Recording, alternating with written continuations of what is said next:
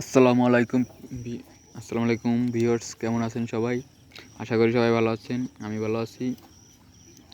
আজকে আপনাদের সাথে একটি বিষয় আলোচনা করব, যে বিষয়টি আলোচনা না করলেই নয়।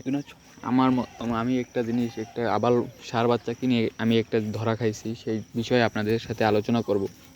সেই বিষয়টি আলোচনা করার আগে বলছি, যারা ইউটিউব চ্যানেলটিতে নতুন তারা সবাই ইউটিউব চ্যানেলটি সাবস্ক্রাইব করে রাখবেন। এই যে দেখতে পাচ্ছেন আমার এই ষাঁড় বাচ্চাটি আমি কিনেছিলাম আপনার 45,000 টাকায়। আর এই ষাঁড় বাচ্চাটি আপনার কেনার পর আমি এত কিছু বুঝি না, আমি নতুন তো, তাই বুঝি নাই যে কী গরু কিনলে বেশি হয়। তারপর আমি ধরাটা খাইছি কি আপনাদের সাথে সেটা বলি। অনেক ষাঁড় বাচ্চার দেখবেন এক বিসি ষাঁড় বাচ্চাগুলো আপনার, ওগুলোর দাম কম বাজারে, কোরবানির বাজারে চলে না, ওগুলো বসতে বেচা লাগে। এই কারণে আমি তো কোরবানির ভিন্ন গরু উঠাইছি, এখন আমার ওই গরুটা বেশি ফেলানো লাগবে। আর এই গরুটা এখন বেচলেই আমি ধরা খাইতেছি, বেচা যাইতেছে না। দাম যা কিনছি আমি তো কিনছি কোরবানির জন্য, গরু আর বেচবো না এই কারণে, কিন্তু আমি বেচলেই ধরাটা খাইছি। আপনার গরুটা কেনার পর আমি এখন যাই দেখি এক বেশি ওই গরুটা কোরবানিতে চলবে না, কোরবানিতে মানুষ কিনবে না ওই গরুটা এখন বেশি ফেলানো লাগবে। আমি বাজারে নিয়েছি পর আমি 45,000 টাকা কিনছি, ওই গরু এখন 35,000 টাকা, 35,000 টাকা বলে।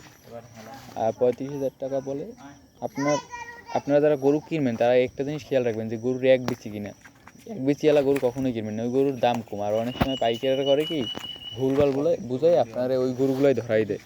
আপনারা সবাই সতর্ক হয়ে গরু বাছুর কিনবেন, আমার মতো কেউ ভুল করবেন না। আমি যেই ভুলটি করেছি এই ভুলটি আশা করি কেউ করবেন না, কারণ এই ভুলটি করলে লস। আমি এখন আমার মনে করেন যে প্রায় 10,000 টাকাই লস হয়েছে এই গরুটা। আমার গরুটার এক বেশি, অনেকে বাচ্চা কিনে যে লাভের আশায়, কিন্তু লাভের আশায় কিনে তারপর খেয়াল করে না কিনলে ভাই গরুতে লস হইবি। এই আজকের ভিডিওটি এই পর্যন্তই। সবাই ভালো থাকবেন। পরবর্তী ভিডিওটি দেখার জন্য আপনাদের পরামর্শমূলক